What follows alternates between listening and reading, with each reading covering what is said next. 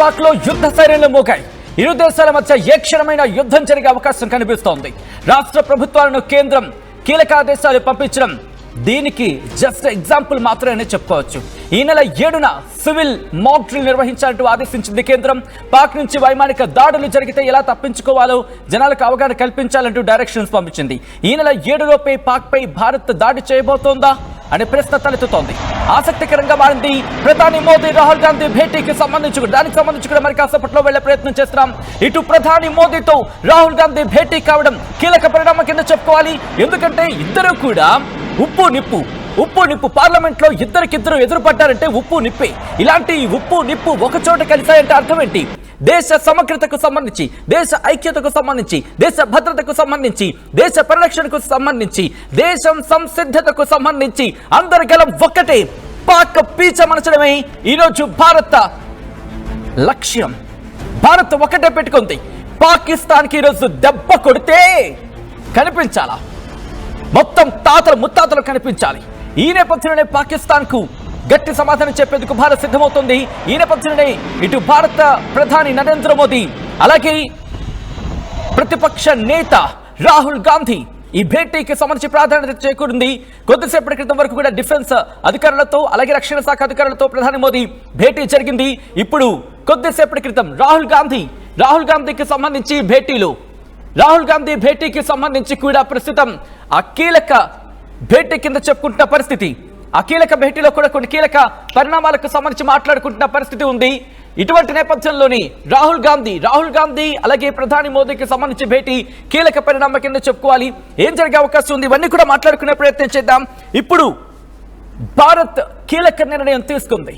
7వ తారీఖున అన్ని రాష్ట్ర ప్రభుత్వాలు కూడా మాక్ డ్రిల్ నిర్వహించాలంటూ చెప్పడం, అలాగే ఎయిర్ రైడ్ సైరన్ ని మోగించాలంటూ వాటిని సిద్ధం చేయాలంటూ చెప్పడం, దాంతో పాటు సంసిద్ధత వ్యక్తం చేయడం, ఇవన్నీ చూస్తుంటే ఏం జరిగే అవకాశం ఉంది? మరి ఇలాంటి వాటి మీద ఏం జరిగే అవకాశం తెలుసుకోండి. ఎవరిని మనం తీసుకురావాలి? ఇటు సెక్యూరిటీకి సంబంధించి కీలకమైన విభాగాధిపతిగా చెప్పుకునే Ajit Doval, national security adviser Ajit Doval కి సంబంధించి ఏం చేయబోతున్నారు, ఎటువంటి వ్యూహంతో వెళ్ళబోతున్నారు, ఎట్ ద సేమ్ టైం మన త్రివిధ దళాలు ఏ వ్యూహంతో వెళ్ళబోతున్నాయి, ఇవన్నీ కూడా మాట్లాడుకునే ప్రయత్నం చేద్దాం. మనతో పాటు national security adviser Ajit Doval, ఆయన దగ్గర రీసెర్చ్ అసోసియేట్ గా పనిచేశారు కౌంటర్ టెర్రరిజంలో. Research associate national security adviser Ajit Doval దగ్గర రీసెర్చ్ అసోసియేట్ కౌంటర్ టెర్రరిజం మీద వర్క్ చేశారు. దాంతో పాటు ఇప్పుడు UGC chairman national security studies కి సంబంధించి ఉన్నారు. డిఫెన్స్ ఎక్స్పర్ట్ గా తన అనుభవాన్ని కావచ్చు, అట్ ద సేమ్ టైం తన వ్యూని కావచ్చు చెబుతున్న డాక్టర్ రమేష్ కన్నెగంటి మనతో పాటు స్టూడియోలో ఉన్నారు.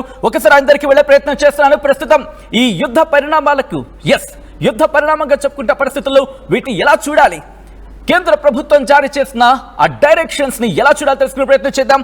రమేష్ కన్నెగంటి మనతో పాటు స్టూడియోలో జాయిన్ అవుతున్నారు. రమేష్ కన్నెగంటి గారు, నమస్తే. Doctor Ramesh Kanneganti, welcome to RTV అండి. ఈ రోజు కొద్దిసేపటి క్రితం కేంద్ర ప్రభుత్వం కొన్ని కీలకమైన డైరెక్షన్స్ ఇచ్చింది స్టేట్స్ కి సంబంధించి, మరి ముఖ్యంగా మాక్ డ్రిల్ నిర్వహించాలంటూ. అంటే ఏంటి ఈ మాక్ డ్రిల్ ని ఎలా చూడాలి, మాక్ డ్రిల్ నిర్వహించడం ఏంటి, గతంలో ఎప్పుడు ఏ యుద్ధ సందర్భంలో కూడా చూసిన దాఖలా లేవంటూ నేను మాట్లాడినప్పుడు డిఫెన్స్ ఎక్స్పర్ట్ కొత్త. అవును ఏంటిది, అంటే దీన్ని ఎలా చూడాలి, యుద్ధానికి సిద్ధంగా చూడాలా లేకపోతే జస్ట్ ఒక మాక్ డ్రిల్ కింద కదా చూడాలి, ఎట్లా చూడాలి ఇది?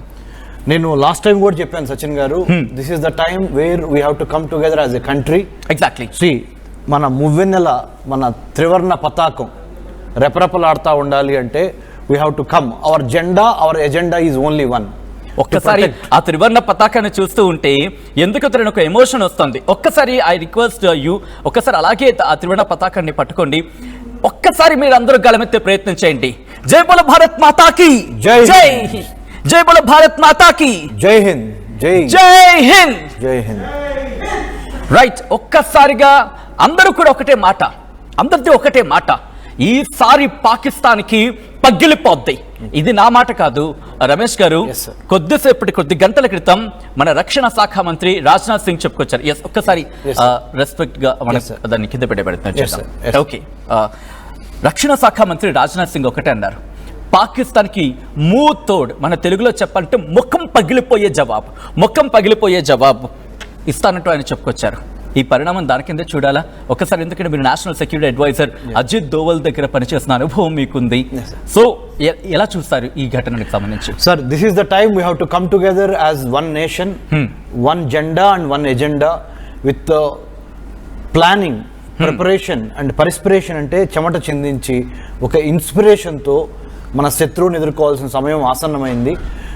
ముఖ్యంగా చెప్పాలంటే ఇది రెండవ స్వతంత్ర సమరాంగణంగా మీరు భావించండి. This is India second freedom struggle, freedom from terrorism. Humanism గెలవాలి, మానవతావాదం గెలవాలి. And it is definitely a war against terror. The whole universe is supporting India because we are on the right side of it. నైతికంగా, రాజకీయంగా, military పరంగా, technology పరంగా అన్నిటికీ మించి మనము పరమత సహనంతోనే ఇన్నాళ్ళు ఉన్నా కానీ మనల్ని రెచ్చగొడుతున్న పాకిస్తాన్కి ఈసారి మట్టికి బుద్ధి చెప్పకుండా మనం వదలకూడదు.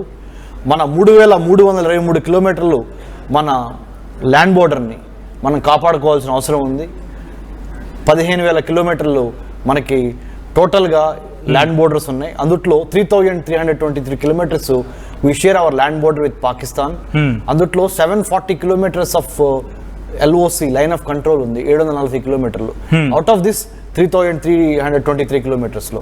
So we have to protect our country with any cost, by any cost. Ministry of home affairs Amit Shah గారు కూడా ఇవాళ ఆ ministry of home affairs office నుంచి అన్ని రాష్ట్ర ప్రభుత్వాలకి కీలక సమాచారం అందింది ఒక 2 గంటల ముందల. ఏంటంటే సివిల్ డిఫెన్స్ మాక్ డ్రిల్. అంటే ముఖ్యంగా యుద్ధానికి సంబంధించి ఇది ఒక టీజర్.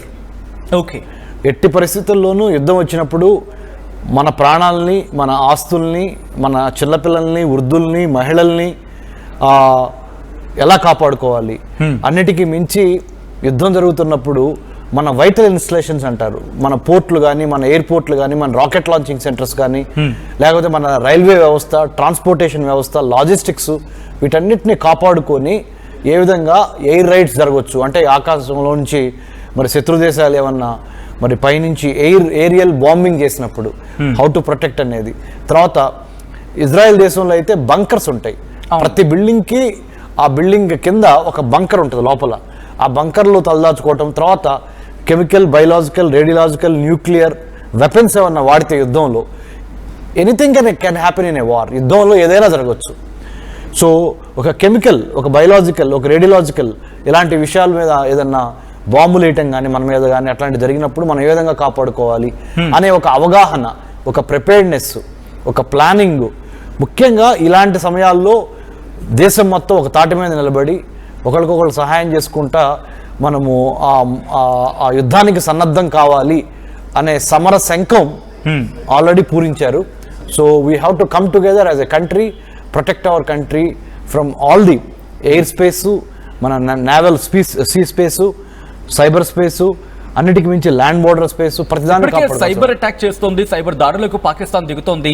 ఆల్రెడీ యుద్ధాన్ని పూరించింది, యుద్ధ శంకారావాన్ని ఆల్రెడీ మోగించింది, ఆల్రెడీ అక్కడ సైరన్లు ఏర్పాటు చేసుకున్నారు. ఇప్పటికే సైబర్ అటాక్ చేస్తుందని చెప్పి తెలుస్తోంది. నిజంగా జరుగుతోందా? ఒకవేళ ఆ ఇనిషియేషన్ చేస్తే మన భారత్ సైబర్ దాడి ఎలా ఉండే అవకాశం ఉంటుంది? మనకి కంప్యూటర్ ఎమర్జెన్సీ రెస్పాన్స్ టీమ్ అని ఉంటుంది, సెట్టిన్ అంటారు, CERTIN, సెట్టిన్. మనకి తెలియకుండానే ప్రతిరోజు కొన్ని వందల సైబర్ దాడులు జరుగుతూ ఉంటాయి అంతర్జాలం ద్వారా. సైబర్ ఎస్పనాయిజ్ అంటారు. సైబర్ ఎస్పనాయిజ్ అంటే ఇంటర్నెట్ను ఉపయోగించుకొని జరిగే గూఢాచార్యం. దానికి సంబంధించి కూడా మన వాళ్ళు సంసిద్ధతగా ఉన్నారు.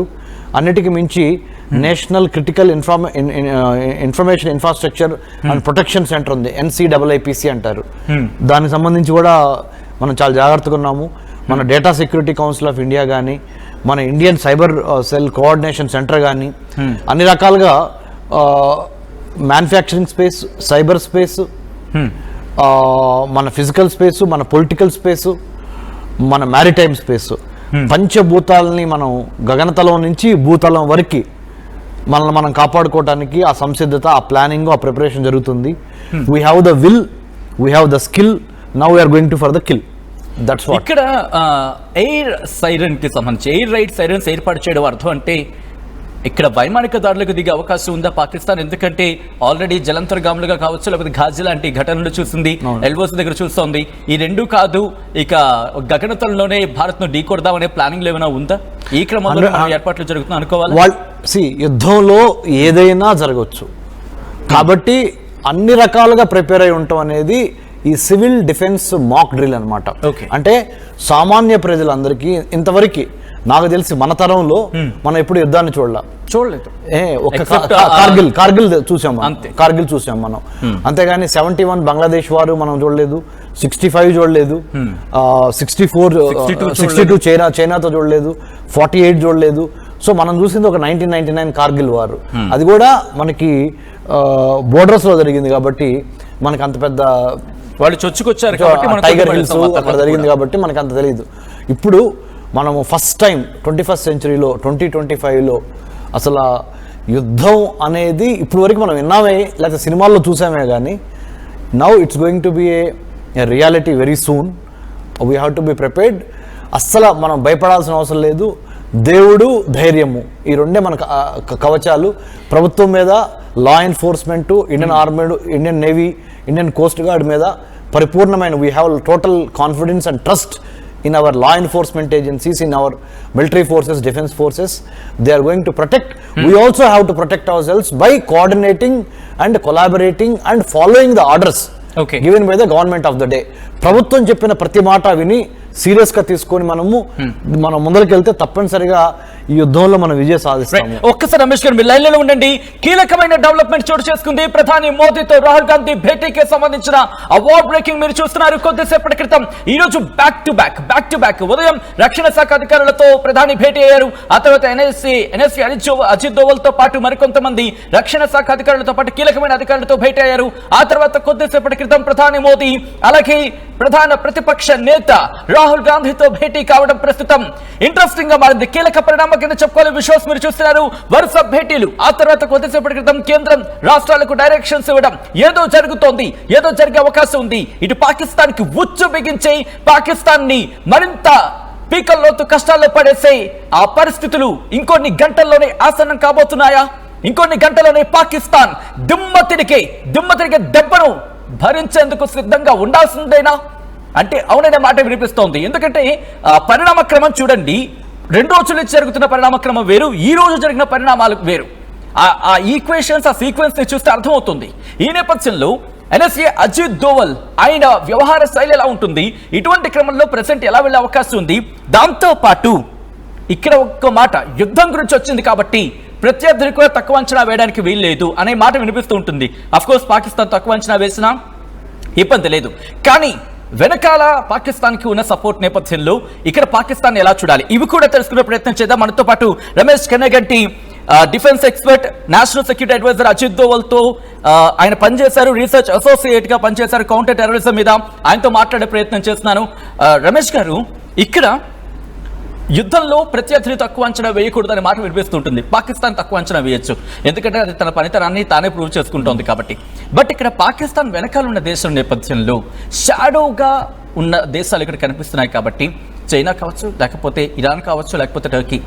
సో ఇక్కడ మన పాకిస్తాన్ గురించి ఆలోచించాలా, లేకపోతే మద్దతు వెళ్తాయా? ఈ క్వశ్చన్ మార్క్స్ కి ఏమైనా సమాధానం దొరుకుతుందా? మన దగ్గర సమాధానం ఉందా?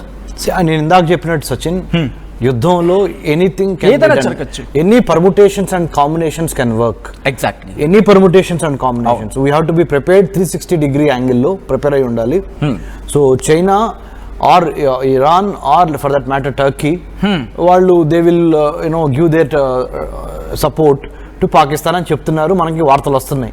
ఇచ్చినప్పటికీ ముఖ్యంగా China will not be in the forefront. డైరెక్ట్గా రాదు, ఇండైరెక్ట్గా డెఫినెట్గా మరి ఏమన్నా మోరల్గా కానీ లేకపోతే ఫినాన్షియల్గా కానీ సపోర్ట్ చేసే యాంగిల్ కూడా we should not ignore, we should not overlook. మనం దాని మీద కూడా దృష్టి పెట్టాలి. దాని మీద పెడుతున్నారు, ఆల్రెడీ పెడుతున్నారు. So what I'm trying to say is very simple. మన సైనికులు 100% బోర్డర్స్లో ఫైట్ చేస్తున్నారు. మనము ఇండియాలో ఇక్కడ ఉండి మనము we have to B A discipline. ఇప్పుడు చాలా క్రమశిక్షణగా ఒక డిసిప్లిన్డ్ అంటే ఒక క్రమశిక్షణతో నడుచుకొని ప్రభుత్వం చెప్పుతున్న వాటిని జాగ్రత్తగా విని ప్రభుత్వం ఇచ్చిన ఆదేశాలు కానీ ప్రభుత్వం చూపిస్తున్న విధి విధానాలు కానీ వాళ్ళు ఏదన్నా చెప్తున్నారంటే దాన్ని లైట్గా తీసుకోకుండా తేలిగ్గా తీసుకోకుండా మీరు పలాంది చేయండి. సివిల్ డిఫెన్స్ మాక్ డ్రిల్లో భాగంగా మీకు ఒక సైరన్ వస్తుంది. ఆ సైరన్ వచ్చినప్పుడు ఎలా తలదాచుకోవాలి, ఎంతసేపు జాగ్రత్తగా ఉండాలి, తర్వాత ఇంకా ఏదన్నా ఇంపార్టెంట్ పెద్ద పెద్ద వైటల్ ఇన్స్టలేషన్స్ అంటారు. అవును, అంటే సింబాలిక్ టార్గెట్స్ అని ఉంటాయి కొన్ని. అంటే that could be the temple of democracy, that could be the reserve bank, that could be assembly, that could be education institutions or లేకపోతే మన అమ్యునేషన్ సెంటర్స్ కావచ్చు.